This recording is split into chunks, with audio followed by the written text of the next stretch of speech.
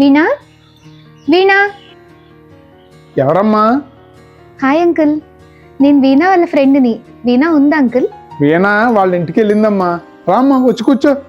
సరే అంకుల్. ఎవరో వచ్చినట్టున్నారా? Hi Sunanda aunty, బాగున్నారా? ఇదేంటి, నేనెలా తెలుసు? బాగున్నానమ్మా. వీణా మీ గురించి ఎప్పుడు చెప్తూ ఉంటుంది ఆంటీ. వేనా ఫ్రెండ్ అమ్మా, అలా నిలబడిపోయివేంటమ్మా, వచ్చి కూర్చో. వీణా ఊరెళ్ళిందిట కదా ఆంటీ? వెళ్ళి 1 month అయ్యింది. అవునా, 1 month అయిందా అండి వెళ్ళి? అవునమ్మా, గుడ్ న్యూస్. అవునా ఆంటీ, ఎంత చక్కటి విషయం చెప్పారు మీరు. మరి వేనా ఫోన్ చేసి చెప్పలేదమ్మా నీకు? నేను అబ్రాడ్ వెళ్ళి నిన్నే వచ్చాను ఆంటీ. అక్కడ ఈ నెంబర్ పనిచేయదు కదా ఆంటీ, అందుకని కలిసి ఉండదు. ఇదేంటమ్మా, మాటల్లో పాటు మర్చిపోయాను. 1 నిమిషం, ఇప్పుడే వస్తాను. వీణా నాకు ఎలా చెప్పిందో ఆంటీ సేమ్ అలాగే ఉన్నారు. ఇవి తీసుకోమ్మా. అయ్యో, ఇప్పుడు ఎందుకు ఆంటీ ఇవన్నీ? పర్వాలేదు, తినమ్మా. మరి అడ్రస్ ఎలా తెలిసింది? లాస్ట్ టైం నేను వీణాతో వచ్చినప్పుడు మీరు అంకుల్ లేరు ఇంట్లో. అవునా, ఇప్పుడు ఇంతకే ఏ పని మీద వచ్చావమ్మా? పాస్పోర్ట్ పని మీద వచ్చాను ఆంటీ, కానీ ఇంకా పని అవ్వలేదు. 2 days పడుతుందంట. అయితే ఆ 2 రోజులు ఎక్కడే ఉండమ్మా.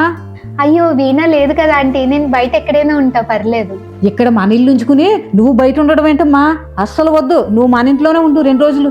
అవునా, సరే ఆంటీ. అయితే పాస్పోర్ట్ పని 1 రోజులో అయిపోతుంది అనుకున్నా ఆంటీ. బట్టలు కూడా తెచ్చుకోలేదు. ఇక్కడ షాపింగ్ మాల్ ఎక్కడుందా ఆంటీ దగ్గరలో? అయ్యో, షాపింగ్ అంటావేంటమ్మా? వేనా బట్టలు ఉన్నాయి కదా, అవి వేసుకుంటూ గాని. అయ్యో, ఎందుకులే ఆంటీ, నేను వెళ్ళి తెచ్చుకుంటాను. నువ్వేం మొహమాట పడకమ్మా.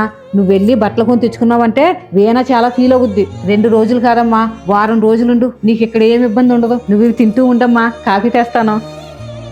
వీణా వాళ్ళ అత్తగారి గురించి చెప్తుంటే ఏదో గొప్పలు చెప్తుంది అనుకున్నాను, కానీ ఇప్పుడు అర్థమైంది ఆంటీ ఎంత మంచివారు. నిజంగా వీణా చాలా లక్కీ.